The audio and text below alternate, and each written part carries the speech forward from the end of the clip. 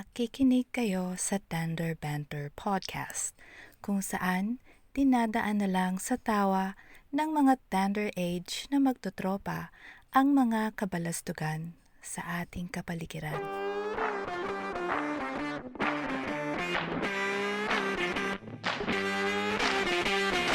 Okay. Buti naman meron ulit tayong episode. Medyo nagtatagpo ng schedule natin ng konti, no? Kahit pa paano, sa Oo. wakas. Yun. So welcome muna natin yung mga listeners natin at viewers. Welcome to Maligayang pakikinig. Yan. Medyo sabay. Oo, kahit pa paano. Hindi, ang Oo. masama kasi niyan, minsan sabay tayo sa live, pero pagka inaayos na natin, doon lumalabas yung Hindi pala sabay. Ay, nako. Hindi po kami nag-uusap ng kulay ng damit. Talagang sadyang nagkataong tae Oo. colors lang yung napili namin ngayon. Talagang it's a tae kind of day. Oo. May pa yung kukwento pala ako. Sige, Kasi yan. kasi yung kasi dati nung nagkaroon ng issue yung Shopee, 'di ba yung hinar nila si Tony, si Tony G. Tapos nag-layoff sila ng mga ng mga tawag doon, mga empleyado. So parang boycott na natin yan, boycott na natin yan. So simula nun, puro Lazada na yung mga purchase ko. Okay. Yan. Tapos nung meron kasi akong smartwatch na. Tapos medyo sira na yung charger niya. Nahirapan na ako i-charge. Tapos siguro mga last month yata yun. Talagang ayaw na mag-charge. Kahit anong kumpuni ko, nilagyan ko pa ng mga copper wire, kung ano, wala, ayaw na talaga. Sabi ko, ayaw ah. Tapos search ako sa Lazada. Teka, ang bumigay yung charger mismo. Oo, yung charger. Di, Okay. nung naubos yung battery niya, hindi ko na magamit. Tapos search ako sa Lazada. Hanap ako ng charger specific dito sa relo ko. Tapos wala akong makita sa Lazada. Tapos ang gamit ko lang yung isa kong relo, yung di kailangan i-charge, yung di baterya. Tapos may pasang isang buwan, isip ko sayang naman to smartwatch ko, di ko nagagamit, no? Tapos ang ginawa ko, ginugel ko this time. Google ako. Pucha, may lumabas sa Shopee. Sabi ko, Kinain mo ngayon yung pride mo. Oo, sabi ko, lulunukin ko ba yung pride ko? Tapos hanap uli ako sa Lazada. Wala talaga eh. Bakit pwede sila nagtitinda sa Lazada? Sabi ko gano'n. Sa Shopee lang meron. Sabi ko, tignan ko nga muna kung talagang ito yun. Chinek ko, no? Yun nga talaga, sabi ko. Okay. Sa halagang 180 pesos, lulunukin ko yata yung pride ko para magamit ko lang yung relo ko. Umorder ako COD. First and last. Pero ba't Sige. nga wala daw sa Talagang wala daw sila sa Lazada? Na-contact mo ba yung seller o anong Di, wala talaga balita? makitang mas maraming, siguro may mga category talaga na mas marami sa Shopee. Tas wala or konti lang sa Lazada. Okay. I don't know. Hindi, okay, baka naman tinataasan din lang ni Lazada yung niya, standards niya siguro. Standards Kasi niya. siguro, tingin ko lang naman. Pwede rin, Okay, no? baka dahil nag-umpisa yung paghigpit ng NTC na makabenta ng mga electronics sa, di ba parang may ganun? Oo, parang may ganun. naghigpit sila. I don't know kung apektado sila ganun. Pero kasi sa mga ganyan, yung mga bagong rules, usually Lazada yung nauuna mag-implement eh. Oo. Si Shopee parang Pilipino yan last minute. At saka alam ko parang ang dating sa akin ng Shopee tsaka Lazada, kumbaga yung Shopee parang maka-China ang dating sa akin. Ang Lazada kahit papaano medyo open siya sa kung ano-anong ewan, basta parang gano'n. Correct. So, ayun na nga. Bumili ako sa Shopee. Sige na, sa inyo na yung 180 ko. Hindi na ako bibili. Pero at least, di ba, nagagamit mo, okay naman, nasa-charge mo na. Okay naman, nag-charge naman siya, nagagamit ko na yan. So, ngayon naman, nakikita ko na ulit yung heart rate ko. So, medyo kinakabahan ako, bakit ganito yung resting heart rate ko minsan? Sabi ko, parang lagpas Baka, 100. Ano ba to? baka ano yan, epekto ng pag-charge. Masyadong mataas yung charge, no? Kaya mataas yung heart Oo. rate ko. Nako. Pucha, Ay, teka, nabalita mo kawawa na ba? naman. Ano yan, ano yan? Di ba ito kasing si Money Eating Eagle. Oh. Ano siya? Nag-hiking sa Mount Apo. Uy, pucha, hindi ko alam yan. Sige. Oo. Parang, hiking sa Mount Apo, no? Tapos parang, ano daw to? Parang challenge para to clean up the environment, ganyan-ganyan, no? Ha? So parang, So, kasi parang naging environmentalist na siya ngayon. oo nga eh. Tapos parang, ganun daw, namulot ng basura sa Mount Apo, ganyan-ganyan. Tapos, biglang may nakita akong, tweet, parang Oh. balita, nakalagay na china-challenge daw niya si Senator Bato Na? na umakyat din sa Mount Apo. Tapos, tinanggap naman ni Bato. Sabi niya, Madam, tinatanggap ko ang iyong challenge. Tapos parang sabi ng mga tao, pinaggagawa na itong dalawang to, di ba? Trabaho niyo ba yan? Oo nga. Ano yun? Wala akong Kailangan ka-relate sa may ganun. Ano yun? DepEd, di ba? Makakabuo ba ng So, classroom yung sa madaling sabi, pag-akyat mo ng bundok? Parang gumagawa ano sila eh. ng diversion para baling yung issue mula sa confidential funds Mm. papunta dun sa kawalang kakwenta-kwentang Mount Apo hike na Kaya yan. nga Ganun eh. ba yun? Parang good publicity lang sila. Pero pag inisip ko Sus. naman, ba't nyo ba ginagawa yan? Sayang oras nyo, binabayad namin sa inyo. At saka malamang yung mga pinang-akyat nila sa Mount Apo na yan, saan pa nanggaling? Alam na kung saan. Kaya nga naubos bigla yung ilang million ba yung naubos sa loob ng isang araw? 11 days. 'Di ba? Parang sa pinambili lang 125 ng gamit ni million. 125 million pinambili ng gamit ni Monkey Eating Eagle para makapag-hike siya sa Mount Apo. Yun eh. Kaya ngayon, ito ang napansin ko lang diyan na issue tungkol diyan ito nga si Monkey Eating Eagle Money Eating Eagle pala. Sorry. Tinanggalan na nga, 'di ba? Daw, allegedly tinanggalan na nga ng ganyan ng confidential fund. So siguro nagsumbong nga sa tatay. Ayun na Itong nga. tatay naman syempre gustong ipagtanggol yung nung prinsesa niya. So kung ano na pinagsasabi sa interview daw sa SMNI na dinilit naman ng istasyon ni Istap, di ba? Wala na eh, nakuha na ng mga tao eh. I-delete pa nakuha na ng mga tao. Buti na nga lang ang mga tao din maagap at kuhang-kuha sa camera at sa recording o ano naman yung pag-amin mismo ni Force. Ni Force na lang tatawag sa kanya. Na yung confidential funds na yan. Pinagpapatay ko kayo, mga ganun mga sinasabi niya na ginagamit niya pampatay daw ng mga so ibig sabihin sa madaling sabi talagang kinukuha nga ng anak mo yung confidential funds siguro dahil may papatumba pa kayo kung ano naman, di ba? Parang ay sus. Tama-tama, Halloween ngayon kaya pag-uusapan natin itong mga ganito kasi nakakatakot. Oo, nakakatakot talaga. Mga pwedeng mangyari sa Pilipinas. Oo. Ay, nakakaawa. Nakakaawa yung Pero anyway, yun. Okay na yun. Konting lang yun. Konting pasada lang tungkol konting kay rant lang. Money Eating Eagle. Oo. At yun naman talaga ang point natin dito. Kaya tayo may podcast mag-rant. Ay, nako. Kaya yun. Ako. Buti na lang at yun nga malapit na Halloween.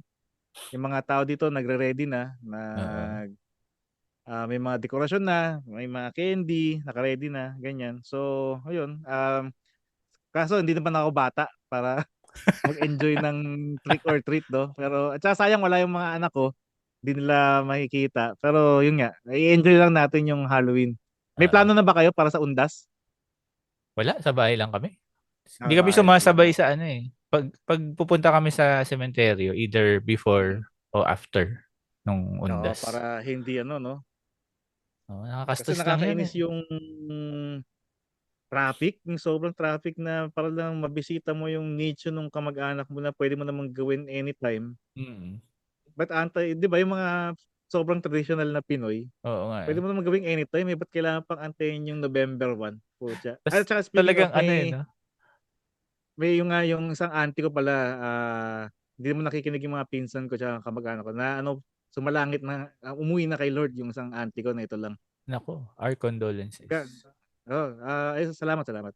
Galing siya dito sa US, sa San Francisco. Siya yung pinuntahan ko nung nakaraang taon. Sila yung Mm. pinuntahan ko, eh. Tas umuwi ng Etong Pinas?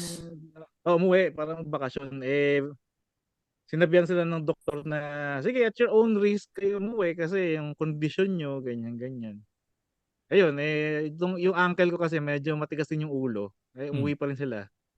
Ayun, sa kasamang palad, yung auntie ko napagod na, yun umuwi na kay Lord kaya yung mga pinsan ko Mm. nag-uwian ngayon. At, kasi yung uncle ko naman stroke naman kaya hindi pa nila masabi na Mm. deads na yung asawa niya. Mm. Inaantay nilang makarating yung mga pinsan ko dun para sila ang magsabi sa tatay nila kasi hindi nila alam paano i-break Oo. yung news, dun sa uncle ko. Baka wala pang isang linggong lumipas, sumunod Oo. yung uncle ko, yari. Yun, anyway, happens to the best of us kaya, medyo nakakalungkot, nakakalungkot. Pero wala, talagang gano'n. Mm. Alam naman nila yung risk, alam nila yung pinasok nila kaya yun lang, na-share ko lang. Mm. Usually ganun nga Yan. eh kapag ano, yung lalo na yung matatanda na mag-asawa. Pag ano eh, Mm. pag namatay yung 'Pag isa, nawala yung isa, ano eh, totoo, mabilis na din susunod yung yung isa. isa. Oo, mabilis na din. Ganun nangyari Yung sa ano, magulang ko eh.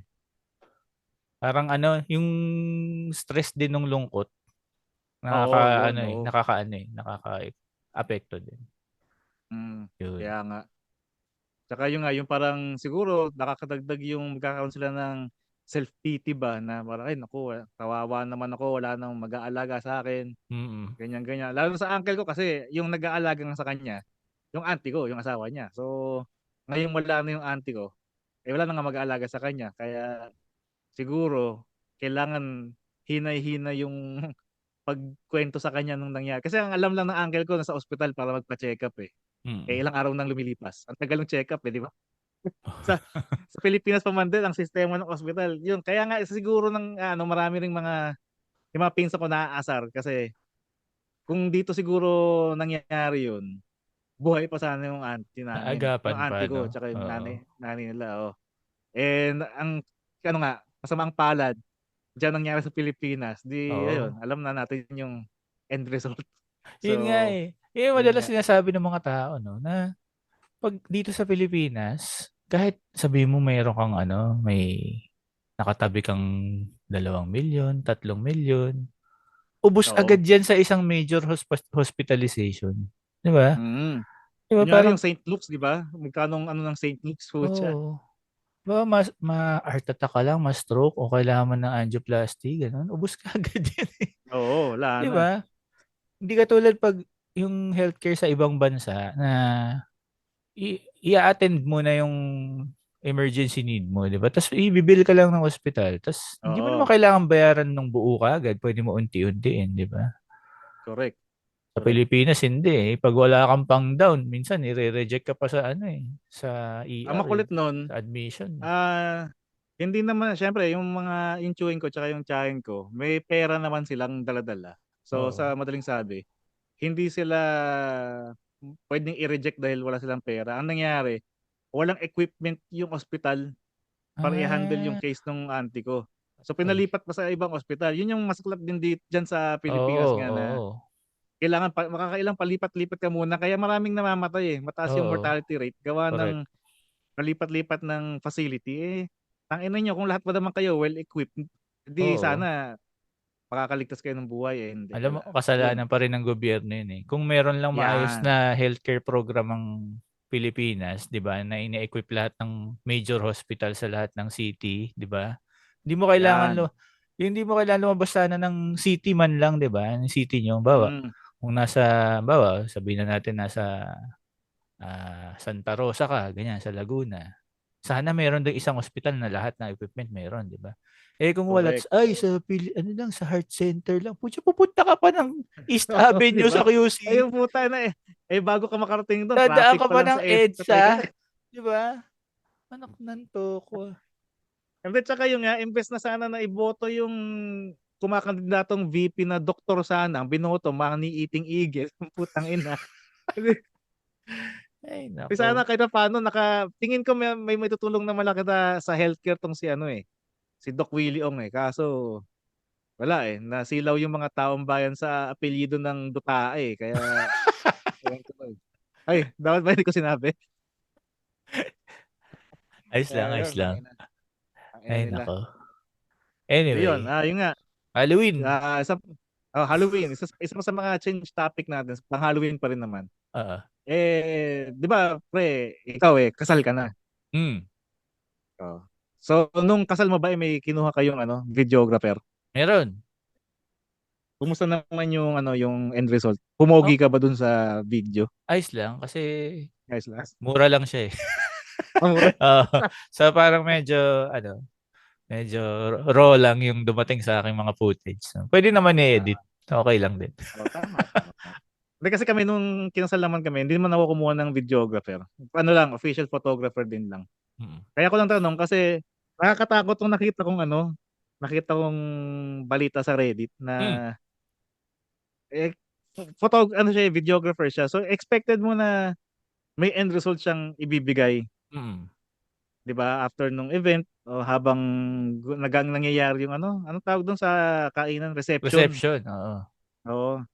Kaso tong gagong videographer na to share screen ko na lang, kayo nang bahalang Sige, sige, musika at sige. ayokong pangunahan ng high blood Sandali, saan ba yun? Yan. Nakikita ba yan? Ayan. Oo. Okay. So, ganito. Ang pamagat sa Reddit, subreddit ng Pilipinas, no? Ang Our nag-post Philippines. Our Philippines. Ang nag-post si Caleb Smith. Yan, akala mo Amerikano Pero ewan ko, syempre ano lang to? Oo. Pseudonym. Anyway, ito nga nangyari. Sabi nung videographer, I walked out of this wedding reception kanina. Close the groom caught a snake they found in the area. It was outdoors. Then fucking smashed its head. And the bride clapped and probably thought it made him look good and manly. Like, putang ina nyo, manigas kayo. Walang video. Fuck you kayo. So ngayon, nag-message ngayon yung groom siguro. San ka? Hello, san ka? Need na yung video. Wala daw copy sa laptop. Sabi nung videographer ngayon, ask mo yung ahas. Di ba parang, hello. Teka. Ito, tingnan natin yung flow ng conversation nila. Nakakagago Nakakagago talaga. Ito siguro yung gagong videographer. Good evening. After going through what happened and seeing all your QRTs and replies, I got over my emotions and back to my senses. I would like to publicly apologize sa pamilyang iniwan ng ahas. Respeto lang sana guys kasi I'm still mourning sa pagkamatay niya. What the fuck? What the fuck? Diba? Ano to? Next page. Una sa lahat, siguro sa X to, no? Or formerly known as Twitter. Una sa lahat, I stand by my actions. OA na kung OA, pero if I couldn't do anything to stop that unnecessary cruelty, I have no business glorifying what these people are celebrating either. Ganun lang yun. Teka. Bro, una-una, kamag-anak mo ba yung ahas? Nandun ka para gawin yung trabaho mo. Diba? Gago ka pala Pero anyway, ito. Pangalawa, unprofessional. Yes. Buti naman inamin mong honghang ka. Obviously, I won't get paid and shuck, sayang yung area shots. Yabang pa no? May drone siguro si Gago. Pero di naman ako masama, so I'd still send them a video. A video on the importance of snakes in the ecosystem and why we shouldn't kill them. This will benefit them and the sanglibutan. Ako ang kinikilabutan sa sinasabi mo, Gago, dahil pucha, hindi lang pangarap ng ahas yung nakasalalay dito, yung pangarap ng mga taong kinasal. Tinanggalan mo ng karapatan. Ito pa ang sabi ni Gago. Pangatlo, I am proud posting about Am I proud posting about it? No, and I didn't expect it to blow up. Pero mas hindi dapat ika-proud ang pumatay ka ng ahas sa mismong habitat nito sa harap ng mga tao para lang magmukhang matapang. Hero ka niyan. Pre, hindi niya ginawa yun para magmukhang hero. Teka nga. Ang hirap i-contain, pre. It was held in this area full of trees and shrubs around and we were invading its natural space. That snake was probably nabulabog and wanted to get away but no, they just had to kill it. Pang-apat, I do not expect any of you to agree with me or to be on my side when I tweeted this. I'm at peace with what I did and I wish the couple nothing but the wrath of the Encantos but they are angered by their dumb actions. Like legit. Ang ina, di ba? Ano ba to ko? Konyo ba to, pre? Konyong environmentalist. Oo. Ano to si Dora? Dora yata to eh. Pang-5, to the snake na nadamay sa karahasan today, may you find eternal happiness and know that you are loved and ikaw lagi maaalala ng couple na yon when they look back on their wedding day. Slither free, my friend. Here's some doves of peace para may food ka dyan. Halloween to sa mga nakikinig at nanonood. Halloween po ito at tama tong binabasa ko na nakakatakot kasi kung may makuha kayong ganitong videographer sa inyong mga balak magpakasal. Diba? Mag-i-interview mo yung videographer, okay lang ba sa'yo yung pumatay ako ng ahas? Tanungin mo muna. Tangina, mas mahalaga sa kanya yung buhay ng ahas kaysa doon sa memories ng mga taong siniraan niya ng memories. Tsaka although tama naman na siya na hindi dapat pinapatay mga ahas, pero isang ahas lang naman yung pinatay ng group. Masisira ba yung ecosystem doon? Anak ng toko. At saka, isipin mo, sige, sabihin natin yung groom ay hindi siya aral no sa mga ahas. Hindi niya alam yung mga species. Hindi niya alam yung pinagkaiba dun sa venomous at non-venomous. Pero, syempre, tao yun eh. Ang instinct ng tao pag nakita ng threatening na bagay, pugsain mo yung threatening na bagay na yun. Tsaka lalo na, yung nandun sa paligid mo, mga taong mahal mo, di ba? Papabaya. Paano kung threatening na yung ahas, nangangagat na, ay, guys, okay lang makagat, guys, kasi masisira natin yung ecosystem pag pinatay ko yan eh. Ganun ba dapat? Diba? Hindi naman magiging milyon agad ang populasyon ng daga dun sa lugar na yun para sabihin mong masisira ang ecosystem.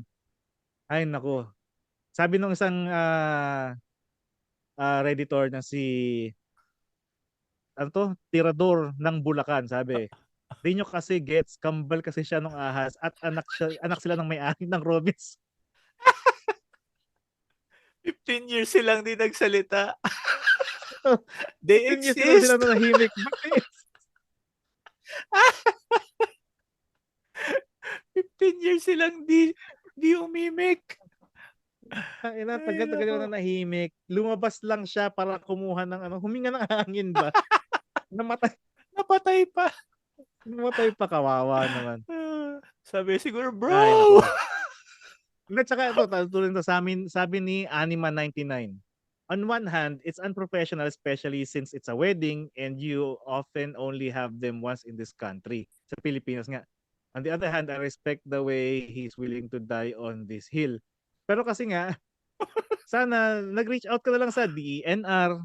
Di ba? Na meron kang pruweba na pinatay nung groom yung ahas. Oo, di ba? Oo.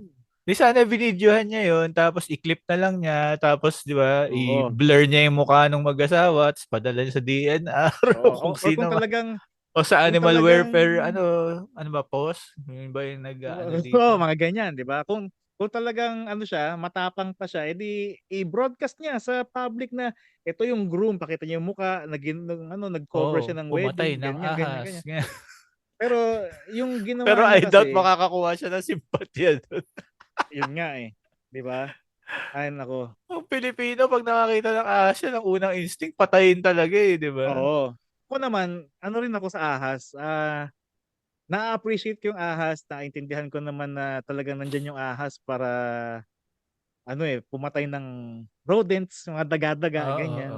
Hindi naman lahat ng ahas harmful sa humans. Alam naman natin yan. Pero ngayon pagka may nakikita kong mga pumapatay ng ahas, medyo nakakalungkot din lang na ba't naman niya pinapatay, pwede namang sanang hulihin, Oo, ipawala sa hulihin ibang tas dalhin lugar, sa gano'n. tama. Oo. Ilayo lang Pero sa bilang ano. videographer na makikita kong papatayin yung ahas, wala, trabaho ko yun, eh.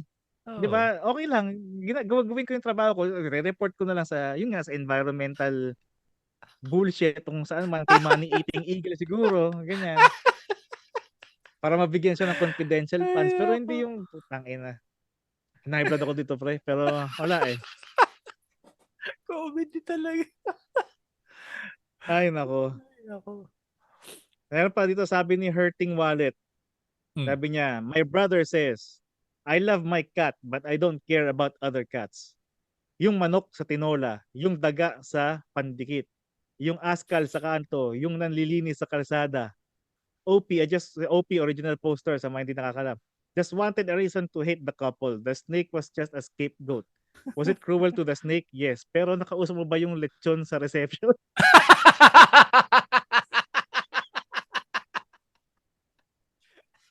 Di ba? Oo nga, alam mo ba kung ano, kung maayos yung pagpatay dun sa baboy o pinukpok sa ulo Oh, yun, tapos ginilitan? paano pinatay yung baboy? Kinuryente ba? Nilitan ba ng leeg? Tsaka paano kung may roast beef dun sa reception pre, di ba? Yung baka ba eh, ay nako. Yung manok, lahat ng malamang hin- may cordon lahat bleu ng dun, di ba? hinanda dun sa reception. Oo. Nakausap ba niya yung nagkatay nun?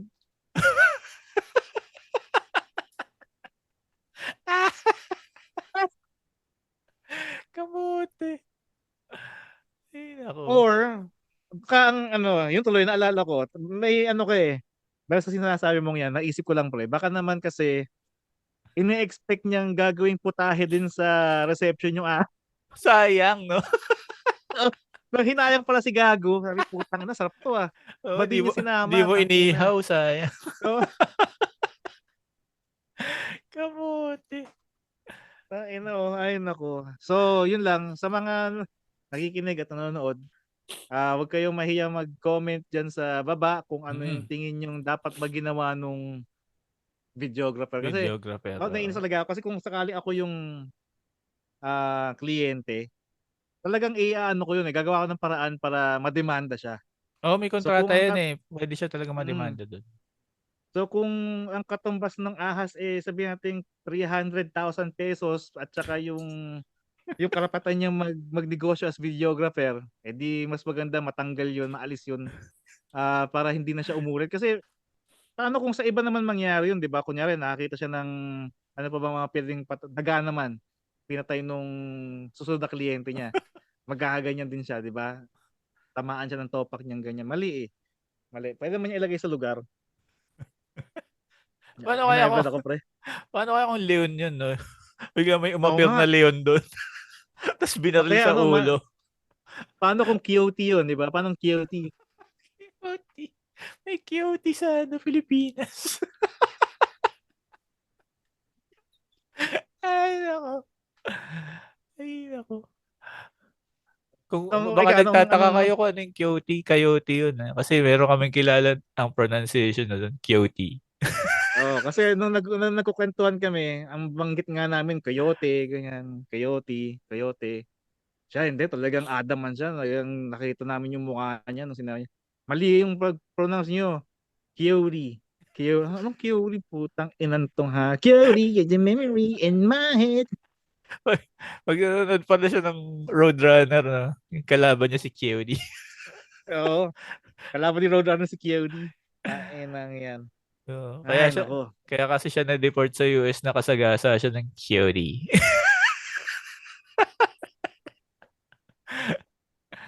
Ay, nako. Ay, Kyori. Kyori mo mukha mo, Pilipinas. Yan. Yun. Ikaw, ano masasabi mo ba doon, pre? Anong opinion mo dyan? Kasi ako, nag-iit talaga ulo ko eh. Sa mga kakasal ngayong ano, December, Oo kausapin nga niyo pala. uli yung videographer niyo. Oo, Baka tama. Tama. environmentalist din. Correct. Yun Para yung tanong nyo, sigurado isa sa mga lang. tanong nyo pala dapat. Tama. Oo. Eh baka walk outan din kayo pag pinatay niyo yung ipis dun sa reception. Tapos hindi na ibigay yung video nyo, di ba? Puta, sayang. Ay, nako. Ano pa siya, no? Pinipilit pa niyang i-justify itong kabobohan niya, eh. Tangina. Parang okay lang naman na gusto mo ipaglaban yung buhay ng ahas. Pero hindi naman tama na i-breach mo yung contract mo dun sa mag-asawa, di ba? Mm. Para lang to prove your point, di ba? Mayroon namang avenue para Naawa ako dyan. naawa ako dun sa mag-asawa kasi yung nga parang lalo dyan sa Pilipinas parang ang mahal ng kasal. Tapos yung moment mismo, yung moment wala na, eh. So yung mga asawa ngayon naaasa na lang sila doon sa mga kamag-anak at saka bisitang nag-video gamit yung cellphone.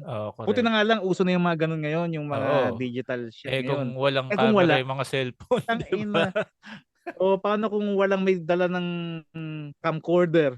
Walang may dala ng film, 'di ba? Di ang hirap, nawala talaga. So, ayun. Kaya siguro malakasin yung loob nung kamoteng to kasi alam niya na posibleng may mga kaibigan, kamag-anak tong mga kinasal na may dalang mga ganyang gadget. Pero kahit na, Pero maganda sana kung professional, eh. Pero may masmasan daw siya, no? May bigyan pa rin daw niya yung mag-asawa ng video. O ng ahas. Anong silbi ng ahas sa ecosystem? Gago ka pala, eh. Tanginan tong hayop. Nanggigigil ako. Ay. Sana talaga at yung groom, kung makarating man to sa groom at bride kahit na medyo tuntok sa buwan, pero kung makarating man sa inyo to, ang payo ko talaga, sampahan nyo ng kaso. Huwag kayong maawa. Huwag kayong maawa sa gagong to. Huwag kayong maawa sa hunghang na to. Tapos Kasi, ilagay nyo sa snake pit. Yakapin niya lahat ng ahas doon. Oo. Ang ina mo, gusto mo ng ahas, sige. Gago ka, Ay, nako. Kakainis. Grabe, teka. Kailangan huminga. Yan. Anyway. Ano muna tayo? Ano tayo sa mga eto pampaantok mo to, mga horror stories, di ba? Oo, yan. Nakita ko rin sa sa Reddit din. Dito rin sa R Pilipinas. Share screen ko ulit, share screen. Sige.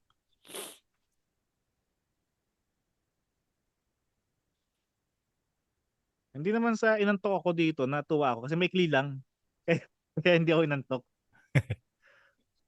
Kaya tama, malapit na yung Undas, malapit na Halloween, kung ano man tawag nyo, Dia de los Muertos, ganyan, kung ano man. Sabi niya, real paranormal experiences. Pinost ni... Yan ang mga i-zoom mo nga para mabasa rin nila kung nanonood sila ng video. Yan. Pinost ni Acrobatic Rutabaga, 71. Ayos ang pangalan Tika, i-upvote natin. Hi guys! Malapit na mag-November. May mga experiences ba kayo na totoong nangyari? Hindi like nung mga karamihan sa FB na gusto lang KMJS. I had 3. Oo nga kasi sa FB, di ba? Minsan may mga talaga masabi lang. May masabi lang. Una, number 1. We were passing by sa bahay ng isa naming kaibigan. So his lola on her usual spot, yung rocking chair sa tapat ng terrace nila.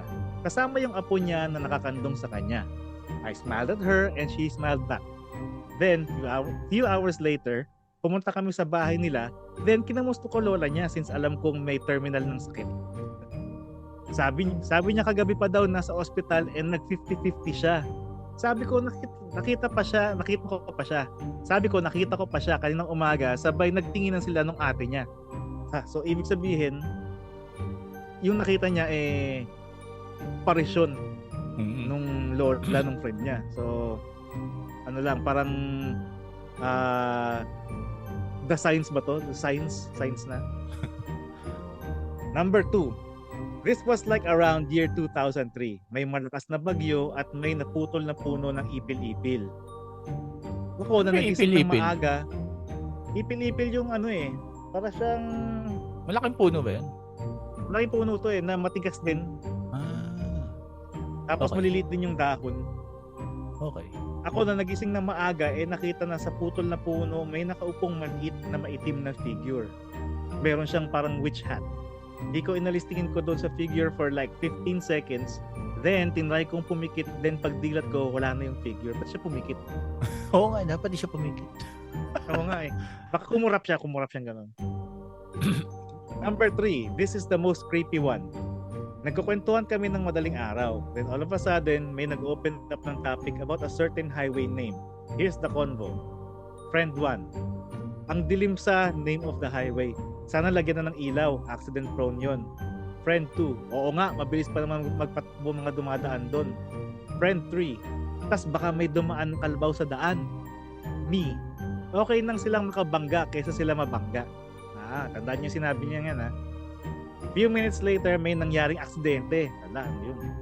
Lumabas yung kuya ng barkada ko at nagka-goosebumps daw siya. Nalaman namin yung aksidente 1 hour later. Yung tatay nung friend 1 namatay doon sa highway. Cause of death is nakabangga siya ng kalabaw doon sa highway na yun. Madaling sabi, kasalanan ni OP ang pagkamatay nung tatay nung friend 1 niya. Kasi sabi niya okay lang sila makabangga kaysa sila mabangga. Ayan.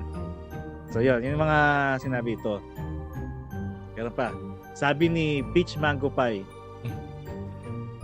not my story but this is something that my friend shared which also came from his friend daw. Mga sabi ni At sa tuwing naisip ko to, kinikilabutan pa rin ako. So a friend of my friend is currently alone sa dorm nila kasi yung dorm mate niyang nakapwesto sa ibabaw na bed, double deck, umuwi sa probinsya nila. Malalim na ang gabi, nakapatay na yung ilaw. Ang tanging liwanag lang doon sa room na yun galing sa mga gadgets niyang nakabukas. Habang busy sa pinapanood niya, may dumungaw raw na figure mula sa taas na bed at nagtanong, kamukha ko ba dormmate mo?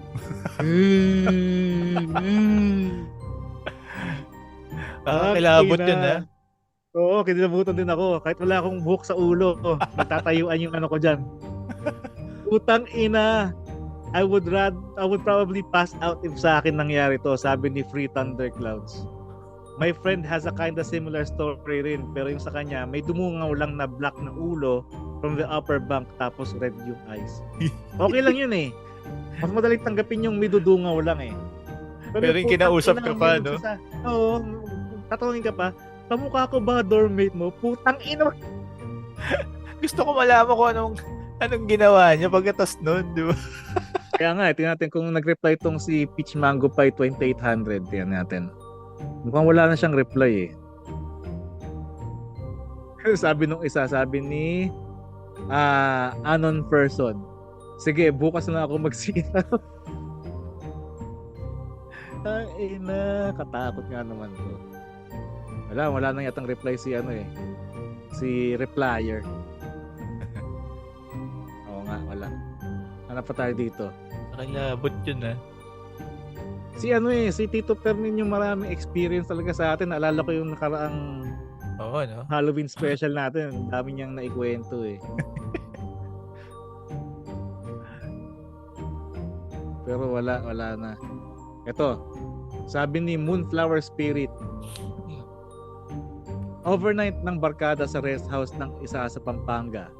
Dati palang sementeryo yung kalaparan ng lupa. So nagpromise kami na walang iwanan sa kahit saan bilang lahat kami matatakutin. Mahirap yung ganun, no? Lalabas kayo pagkakaibigan tapos lahat kayo duwag. Tangina. Kahit sa CR nagkukwentuhan para di ma-feel alone at saka maingay. Nung matutulog na kami, tabi-tabi. Nung matutulog na kami, tabi-tabi, the whole time di talaga kami nabanggit ng anything na ikatatakot ng kahit sino. Tapos, ayun, nung matutulog na kami, naramdaman ko nag-dip yung dulo ng kama na parang may umupo. Nakahiga na kaming lahat. Hinila ako ng friend ko tapos nagkatinginan kami. Alam na, hindi lang pala ako yung nakaramdam. Ayun, wala kaming tulog lahat. Hassle yun. Pumunta kayo sa isang lugar para mag-chill. Ang nangyari hindi kayo nakatulog lahat. Bad trip. Tangina, paano kung may magmamaneho pa, di ba? Hassle to. Tangina. Mandawi memory, Mandawi memory foam the best. Oo nga, para hindi mo maramdaman yung pagdip ng kama. Tangina yan, Tingin tayo. Ito. Sabi ni I'm perpetually annoyed. I was renting an office space at a very old building around 5 years ago. So before ka makababa ng building, you'll pass by this tiny notary law office na all glass. Chami kami ni secretary doon, which is an elderly lady. So pag nadadaanan ko, usually small talk or kahit nod lang. One afternoon, paalis kami ng 2 kids ko sa office and we passed by their office. Nakaupo lang siya and nag-wave. Nagulat ako kasi patay ang ilaw ng office nila, but nakaupo siya doon. I waved back and my kids nodded rin sa kanya kasi she was quite friendly with them. Tapos, 2 days later, iba na yung secretary ng notary office. Temp daw. Turns out, she, yung original na secretary, died the morning that I saw her. Inatake sa puso, papasok sa office, so she never made it sa work. Na parang yung lola nung original poster. Akala ko, inatake dun sa office tapos kaya pala kumakaway, humihingi ng tulong, no? Kinawayan lang niya. Tapos yung mga anak niya tumango lang. Oo, tumango lang, sabi. Bait talaga nun, kumakaway pa. Yung pala di na makasalita, no? Kasi inatake. Kumakaway. Grabe. Mga paramdam na ganito, shit. Ito. Immediate Mud 4369. Sabi niya, may boses na tumatawag sa pangalan ko every time na tatambay ako sa likod bahay namin kahit wala naman tao. This happens too when I was in college, living in a dorm. Someone would always call my name kahit wala naman tao. Usually, nangyayari siya ng tanghaling tapat. My father would always remind me not to respond whenever someone's calling my name tapos walang tao.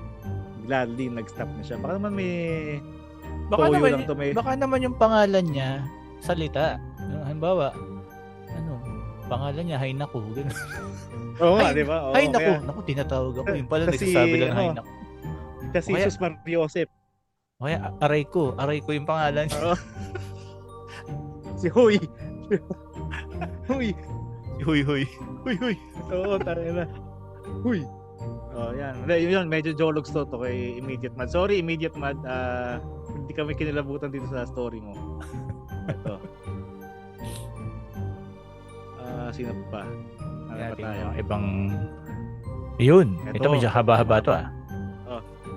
Sabi ni Scoobs Dinamarca, 3 paranormal incidents happened after the death of my father. Our condolences sa iyo, Scoobs. Number 1, I arrived late at the hospital because I didn't realize that my father was dying. He actually already died but was revived using epinephrine so that my mother and I could say our goodbyes. Parang teka lang. Parang naawa ako bigla sa tatay niya. Oo nga Kasi diretso sa puso yan yung epinephrine. Yun na nga. Patayin na. Tapos binuhay mo para lang magkapagpaalam ka. Sa mga mahal ko sa buhay, wag niyo pong gagawin sa akin. Pag ako namatay na, hayaan niyo na lang. Tapos na. Okay. Kita mo na si San Pedro na biglang nag-blur. Ay, no. Uy. San Pedro. Sa aapira mo na siya dapat biglang nawala, no? Tapos biglang ando ka uli sa ospital. Yung bigla kang hinatak pa atras, di ba yung mga nangyayari sa mga pelikula? Yung andun ka na, bigla kang... Hindi mo na naabot yung kamay ni pag-appear mo gano'n. Hindi mo maabot yung kamay mo kay San Pedro. Ayun na to. Pero anyway, storya ni Scoobs to, hindi to. Yung sa akin lang, kung sakali mangyari sa akin, wag yun na ang buhayin, please. So when I arrived, sabi niya, I was too late and only saw an empty bed and my grieving mother. After informing me that I was too late to see my father, we cried a bit and I sat on the bed. Then, my mother, for some reason, asked me if I'm still going to my college classes. I replied yes. My mother insisted I shouldn't since she expects that I would be not in the right mind to function and fears I might get into some accident. Oo nga naman. I insisted. I'll go, so I jumped down from the bed as if the bed was that high. Haha. When I landed, we suddenly heard a loud ripping sound. Minupunit daw. Kaya baka yung rip o kaya panty yung After looking for the source of the sound, we found that my white nursing pants was totally ripped. Tama ba? Pati yung pants lang. From the bottom area? From the bottom area up to the belt area at my back. My mother instinctively commented, ayan, ayaw ka papasukin ng tatay mo. So I went home. My school pants are actually brand new and no other pants of mine from the same batch suffered such horrendous damage. May dating. Pwede. Number 2. Baka may My nakausli mother lang and na her tornilyo doon, kaya sumabit yung pants niya. Oo, kaya yung siguro, yung spring na, di ba minsan tumutusok yung spring ng hospital bed? Pwede. Number 2. My mother and her new beshi went to Funeraria Nacional to finalize what needs to be done for my father's wake. When they were presented the available caskets, they inspected each casket. Mom's beshi was eyeing a particular casket and felt the lining inside is up to her standards. Teka, bakit si Mom's beshi yung nagche-check nung ano? Oo nga eh. parang mas may say pa si Beshi ah. Ating ano ba to? Anyway, she commented to my mother that she finds that particular casket as a good choice for my father, but is quite expensive. While her hands is inside the casket, she felt a slap on her hand which made her withdraw her hand quickly. She thinks she's being scolded by my father. O nga naman, Beshi. Ba't kasi ikaw ang kumakapa nung lining nung ataol? Puta naman eh. Ba't ikaw yung pumipili? Pipiliin mo pa yung mahal. Lang yan. Hindi naman ikaw yung asawa ko. Umalis ka dyan. Pucha. So, number 3. Napaisip talaga ako dun sa sa Beshi. Ba't ba yung Beshi? Epal na Beshi, no? I think it was the third night of the week. Third night of the week pala. I think it was the third night of the week. Everyone in my immediate family is resting because it was already 11 p.m. I also tried to sleep because it's already late. At around 11:30 p.m., I was suddenly awakened by a ticklish sensation on my foot. Talampakan, specifically malamang. I, of course, was jolted awake. I looked around to see if there's anyone who could be the culprit, but I saw none. The only ones awake are those who are at the lounge area of the chapel near the entrance, so they couldn't possibly be the culprit. A few seconds later, a couple arrived and it was my parents' then good friends. Since I'm now awake, I was the one who entertained them during their visit. A few days later, I then realized that the tickle I felt is something what my father usually did to me when I was preschool aged. And I also realized that he tickled me to awaken me so someone can entertain their incoming friends. Okay. I forgot what supernatural happened to my kuya at that time, but I couldn't ask him now what happened. Bakit? Thank goodness none of us were creeped out from what happened to us during that fateful week. Hindi na niya makausap yung kuya niya kasi nag-walk out nga doon sa kasal dahil doon sa ahas. Oo nga. Dahil sa ahas. Hindi niya umamin makagilap. ka. Sino to? Scoobs_Dinamarca. Pakisagot mo nga tong aming spekulasyon kung ikaw ba yung kapatid ng videographer. Lang yan. And then, tsaka pangalawang tanong ko talaga tong si Beshi. Bakit si Mari ang Oo, no? Parang pumapapel. alam doon sa casket. Oo. Naintriga ako dito. Baka hindi lang pare tawag niya kay pare. Baka Yun nga eh. Who's your daddy now? Hindi, pero wala na pala. Sorry po. Ayun na nga, ano ba yan? Eto, Bubble and Babble. My autistic uncle na sa bahay namin nakatira died from a heart attack. Kasi daw, natalo ang Negros Slashers. Ano to? Sa NBA ba to? yata NBA. Negros Slashers, no? Siguro. A few days, sa NBA, sa mga batang nakikinig, dalawa kasi nagkaroon ng pangalawang liga ang Pilipinas ng professional basketball bukod sa PBA, NBA. Maganda yung concept kasi sana niya sa Studio 23 noon kasi para siya NBA style per region, no? Yung niya. Correct. Yung laban. So merong NCR versus Negros, ganyan. Laguna Lakers. Yan. Laguna Lakers, tama. So, ang nangyari yata parang hindi naging hit. So, sayang. Pero parang may time yata na parang gustong buhayin ni Manny Pacquiao. Ewan ko lang kung natuloy ba yun. Parang hindi na yata, no? Walang balita eh. Anyway, balik tayo dito. A few days after his death, Mama asked our house help na labhan mga damit ni Tito para maipamigay o mailipat sa bahay ng ibang kapatid. The next week, our house help approached Mama na namumutla. Then asked her kung tinapos ba ni Mama yung binabad niyang mga damit ni Tito. Hindi, sabi ni Mama. Then our house help led her to the back of the house where the clothes are already hanging the exact crooked way my uncle usually does. Uy, yes to. Nagmamadaling pumasok ng bahay si Mama and upon checking the calendar, that was my uncle's 40th day.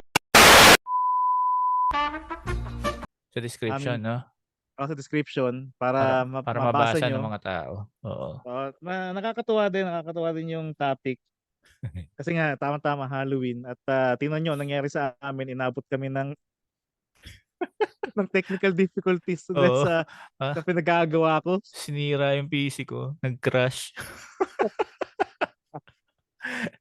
Siya na po sa mga tabi-tabi. Dapat pala tayo, tabi-tabi po. Tabi-tabi diba, may ganong paniniwala. Tabi-tabi po. Oo. Ano yan? Para sa ano yun? Para kay Nuno sa punso. Para dun sa kakilala natin. Oo, yung nasasabi ng QT.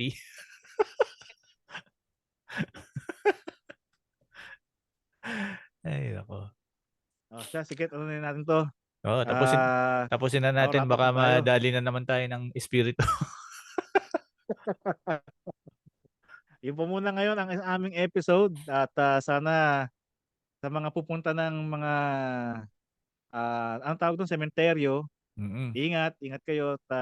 Tandaan nyo, kahit na hindi na ramping ang COVID, nandiyan pa rin yung ibang mga flu, ibang mga virus, kaya huwag kayo masyadong magsiksikan pa sa sementeryo. Tsaka yung mga magnanakaw, mandurukot, marami dyan. Oo.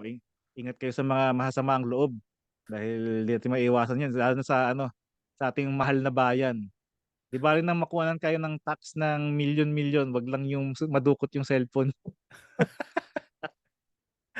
Kasi at least yung milyon-milyon, hindi lang naman galing sa isang tao, galing yung sa pera ng sambayanan. Kaya hindi mabigat.